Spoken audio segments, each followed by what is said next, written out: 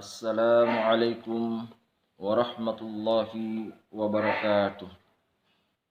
Alhamdulillahilladzi ja'alal insana khairu khalqih wa taharatan lil qulub wa salamatan lin nufus wa hadiyan ilal haqq. Wassalatu wassalamu ala asyrafil anbiya'i wal mursalin Sayyidina Muhammad wa ala alihi wa sahbihi ajma'in, amma ba'd. Kaum muslimin, para pemirsa dimanapun kalian berada, yang mudah-mudahan dirahmati dan dimuliakan Allah Subhanahu wa ta'ala. Pertama-tama, marilah kita bersama-sama melafazkan kalimat Alhamdulillah, Alhamdulillah, Alhamdulillah, sebagai bentuk kalimat pengakuan seorang hamba atas segala nikmat yang telah diberikan kepada kita semua. Oleh sebab itu, harusnya kita semua mengakui bahwa ilmu pengetahuan, pangkat dan jabatan, keturunan, pasangan hidup, bahkan harta kekayaan, seluruhnya hanyalah titipan Allah Subhanahu wa ta'ala. Begitu pula salawat dan salam kepada baginda Nabi besar Muhammad sallallahu alaihi wasallam. Dialah seorang nabi dan rasul yang diutus oleh Allah Subhanahu wa ta'ala untuk senantiasa membawa risalah kebenaran, menyampaikan pesan-pesan agama, agar supaya kelak manusia mendapatkan hidayah, mendapatkan petunjuk, syafaat, dan mendapatkan kemenangan yang sesungguhnya di hadapan Allah Subhanahu wa ta'ala. Kaum muslimin rahimakumullah, pada kesempatan yang berbahagia ini saya akan menyampaikan satu materi secara singkat, yakni bahaya kesombongan. Kaum muslimin rahimakumullah, sebelum saya lebih jauh membahas secara ringkas materi yang saya ingin sampaikan, momentum bulan suci Ramadan adalah momentum bulan yang mulia, yang sangat dinanti-nanti oleh jutaan kaum muslimin di seluruh penjuru dunia. Sebab kehadiran bulan suci Ramadan membawa nilai plus pada tatanan kehidupan umat manusia, khususnya kaum muslimin.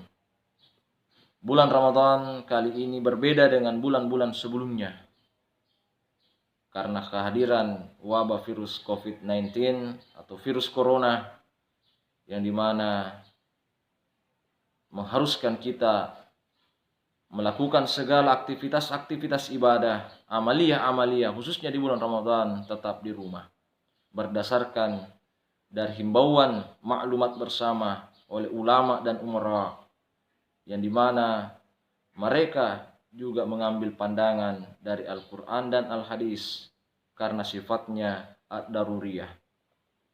Oleh karena itu, saya atas pribadi Muhammad Fadli, penyuluh agama non-PNS Kecamatan Malusik Tasi, Kabupaten Barru, Provinsi Sulawesi Selatan, mengajak kepada seluruh masyarakat, khususnya masyarakat Sulawesi Selatan dan lebih khusus Kabupaten Barru, untuk tetap mentaati himbauan pemerintah. Sebab tentu pemerintah sudah meninjau lebih jauh bersama dengan para ulama, khususnya majelis ulama, tentang pelaksanaan ibadah yang dilaksanakan di rumah. Hadirin kaum muslimin rahimakumullah, salah satu ayat di dalam Al-Quran yang menjadi rujukan saya pada kesempatan yang berberkah ini yang erat kaitannya dengan tema yang saya angkat, yakni bahaya kesombongan. Di dalam Al-Quran surah Luqman ayat 18, Allah Subhanahu wa ta'ala berfirman, "Wala tusa'ir khaddaka linnasi wala tamshi fil ardi maraha. Innallaha la yuhibbu kulla mukhtalin fakhur." Yang artinya, dan janganlah kalian memalingkan wajahmu dari manusia karena kesombonganmu, dan janganlah kalian berjalan di muka bumi ini karena keangkuhan dan membanggakan diri. Berdasarkan dari ayat yang saya sampaikan, ada yang menarik. Ketika iblis bertemu dengan Nabi Musa alaihissalam dalam salah satu catatan sejarah, diriwayatkan dalam satu kisah bahwa iblis berkata kepada Nabi Musa alaihissalam, "Ya Musa, wahai Nabi Musa, engkau ini adalah utusan Allah yang mempunyai kelebihan, diberi gelar Kallam Allah, manusia yang mampu berbicara langsung dengan Allah. Saya bermohon agar disampaikan kepada Allah bahwa ampunilah iblis. Iblis sudah mau bertaubat dan masukkanlah ia ke dalam surga." Lalu Nabi Musa alaihissalam melakukannya. Lalu berdiskusi dengan Allah, berdoa kepada Allah, "Ya Allah, iblis sudah ingin bertaubat. Iblis sudah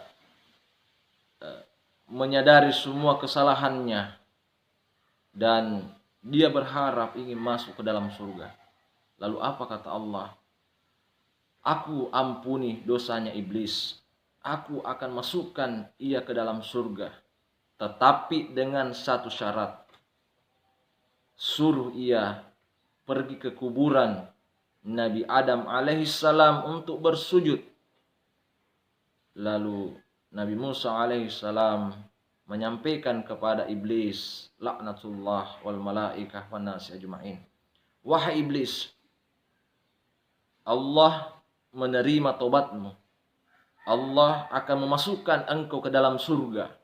Tetapi dengan satu catatan, dengan satu persyaratan, yaitu pergilah engkau di kuburannya Nabi Adam alaihissalam untuk bersujud."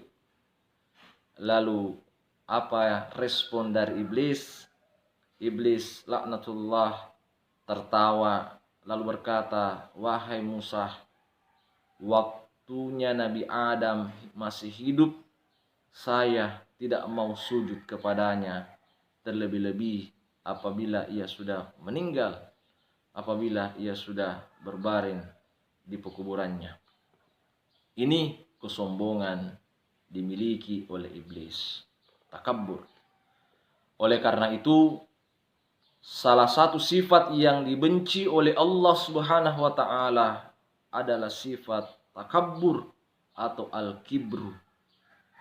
Dalam salah satu riwayat, ketika Rasulullah Shallallahu Alaihi Wasallam berdiskusi dengan para sahabat-sahabatnya, lalu Nabi bertanya kepada sahabat, "Wahai sahabatku, tahukah kalian apa yang dimaksud dengan takabbur?" Lalu sahabat menjawab, "Wahai Rasul, tentu engkau lebih mengetahui, tentu engkau lebih faham jawabannya ketimbang kami ini sahabat-sahabatmu yang fakir akan ilmu agama." Lalu kemudian Nabi berkata, "Al-kibru badrul haqqi wa gamtum nas."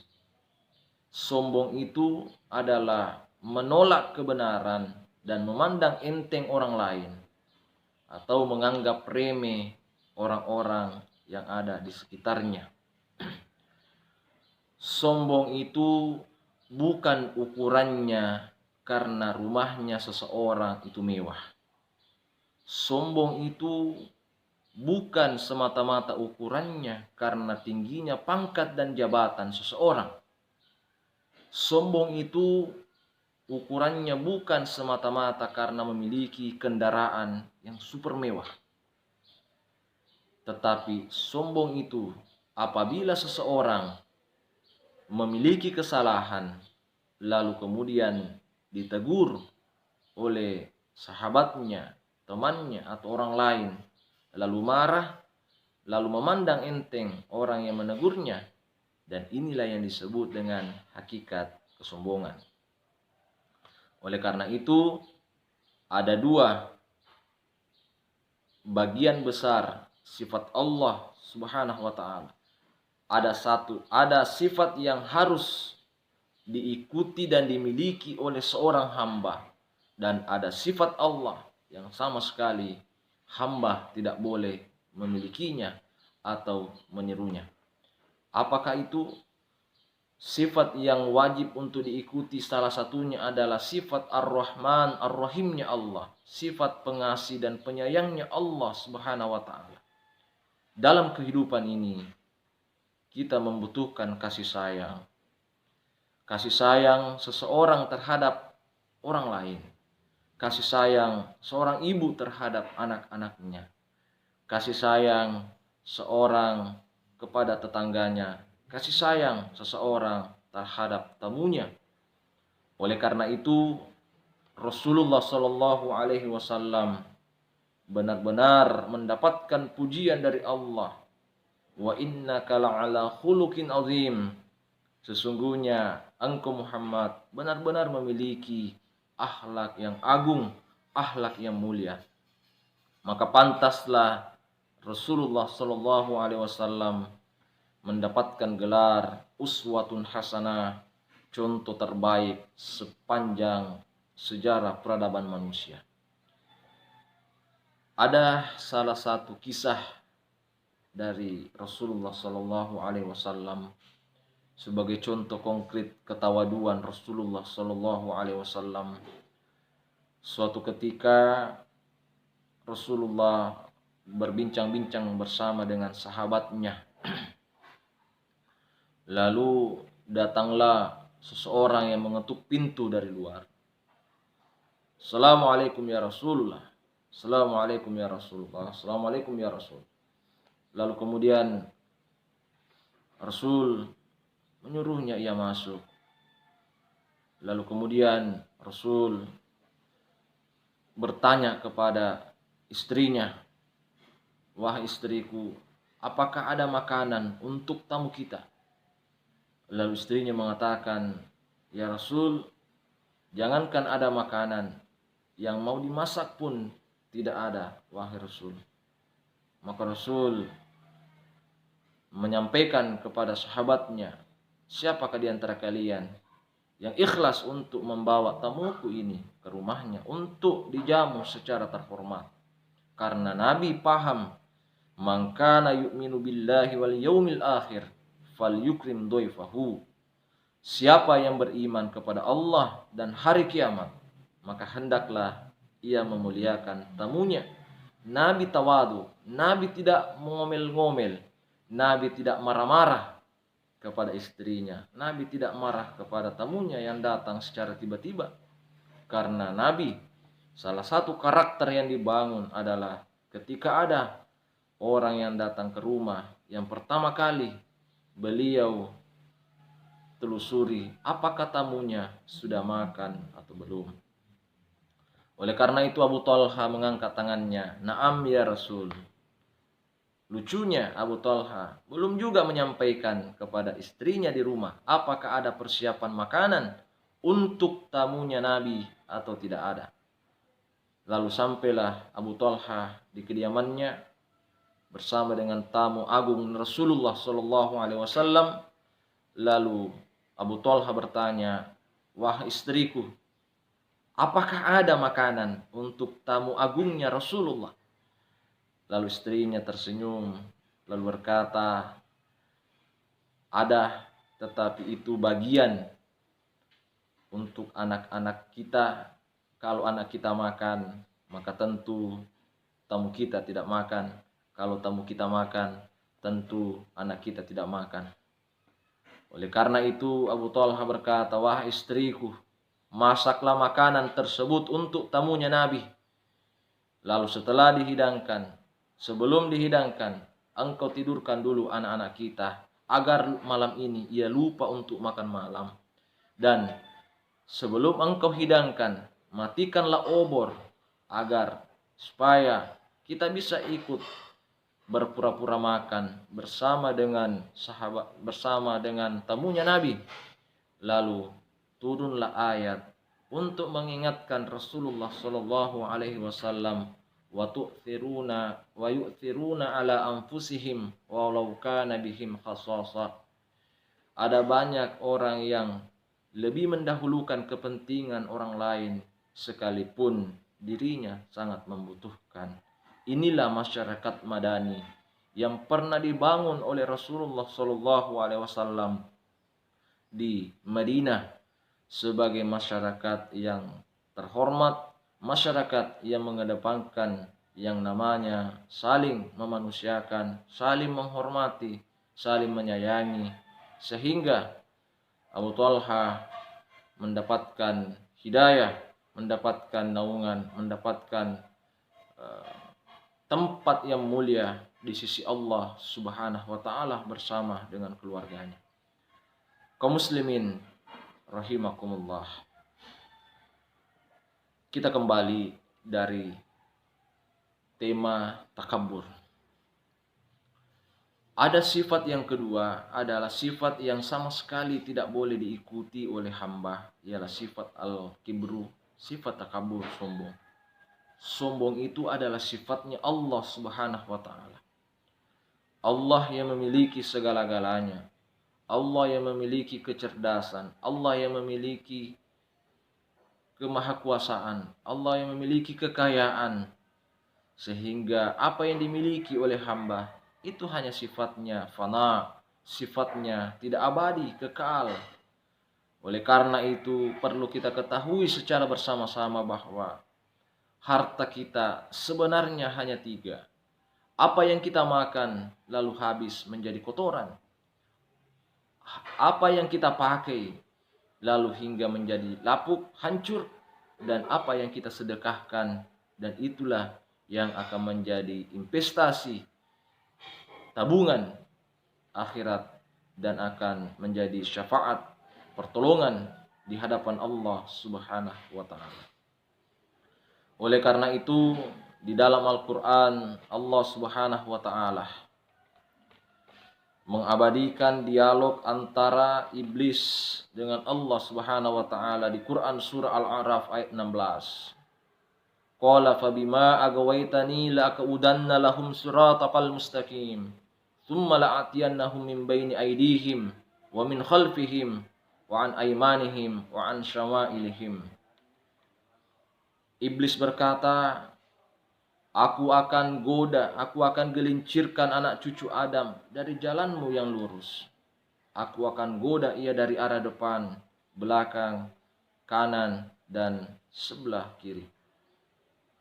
Berdasarkan dari pandangan ulama-ulama tafsir, bahwa yang dimaksud menggoda dari arah depan, bagaimana iblis dengan tipu dayanya, strateginya, skenarionya, bagaimana menjadikan dunia ini begitu indah sehingga kita kadang-kala terperdayai, tidak bisa berdaya akibat hiruk pikuk keindahan dunia, sehingga Rasulullah SAW khawatir di akhir zaman di mana umat Islam akan dilanda penyakit yang namanya penyakit wahan.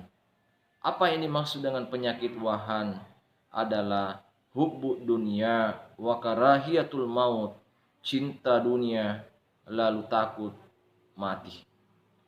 Lalu iblis akan menggoda dari arah belakang. Bagaimana tipu daya iblis agar supaya kaum muslimin, orang-orang beriman, lupa dengan kehidupan akhirat, sehingga hanya dunia saja yang ia kejar. Ia lupa bahwa masih ada kehidupan yang lebih abadi, lebih kekal, yang lebih panjang masanya ialah yaumul akhirah, ialah yaumul hisab, hari pembalasan. Di dalam Al-Qur'an Allah Subhanahu wa taala berfirman, "Wa may yuti'ullaha wa rasulahu faqad faza fawzan 'azima." Barang siapa yang taat kepada Allah, taat kepada Rasul, maka sungguh ia mendapatkan kemenangan yang besar. Tetapi ironisnya, kadangkala kita sengaja untuk memperkalahkan diri kita, sebab salah satu faktornya adalah kita dikuasai oleh hawa nafsu.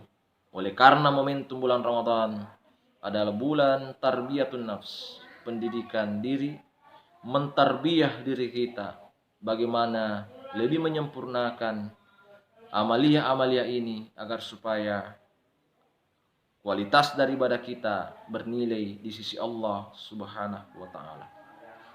Yang terakhir yang saya ingin sampaikan pada kesempatan yang berbahagia ini,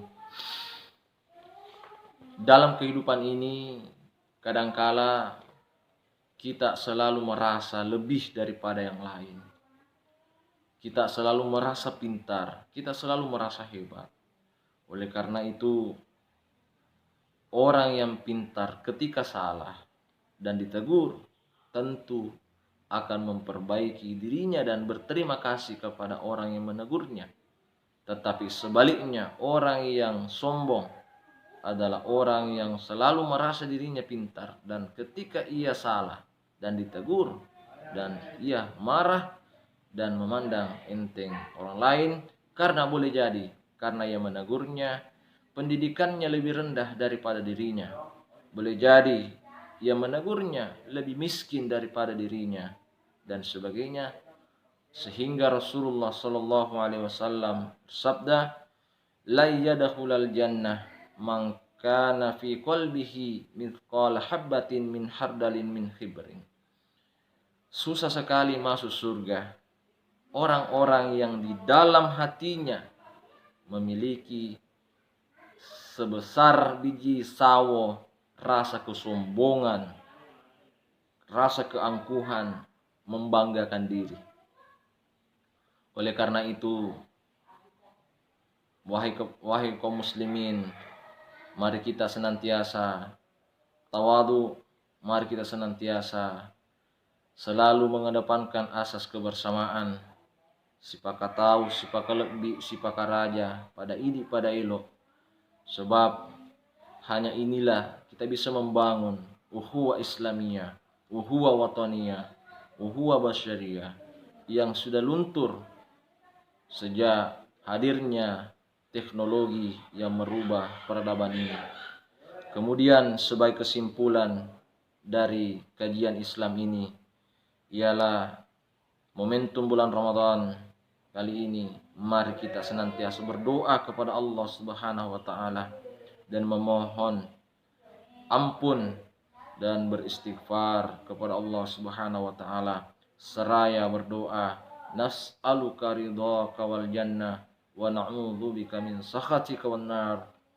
Kami memohon ridho surga dan kami memohon berlindung dari murka kebencian Allah dan berlindung dari siksa api neraka. Wabah virus corona adalah bagian dari peringatan keras bagi Allah Subhanahu wa taala. Selama ini boleh jadi kita terlalu banyak bergelimang dosa, banyak salah, tetapi lupa untuk kembali memohon ampun pada Allah Subhanahu wa taala. Oleh karena itu, saya mengajak kepada seluruh masyarakat, seluruh warga, kaum muslimin, saudara-saudaraku, sahabat-sahabatku, mari kita meraih amalia-amalia di bulan Ramadan ini, memperbanyak istighfar, memohon taubat kepada Allah Subhanahu wa taala, dan ibadah-ibadah sunnah lainnya, agar supaya musibah ini segera diangkat oleh Allah Subhanahu wa taala, dan seraya kita selalu berdoa kepada Allah Subhanahu wa taala, Bismillahirrahmanirrahim, la yadurru ma'asmihi syai'un fil ardi wala fis sama'i wa huwas samiul alim. a'udzu bikalimatillahi tammati min syarri ma khalaq. Kita selalu berdoa dan berdoa kepada Allah Subhanahu wa taala. Mudah-mudahan kita semua mendapatkan maunah, pertolongan, hidayah agar supaya kita mendapatkan maqam yang derajatnya yang dimana memiliki gelar muttaqin di hadapan Allah Subhanahu wa taala.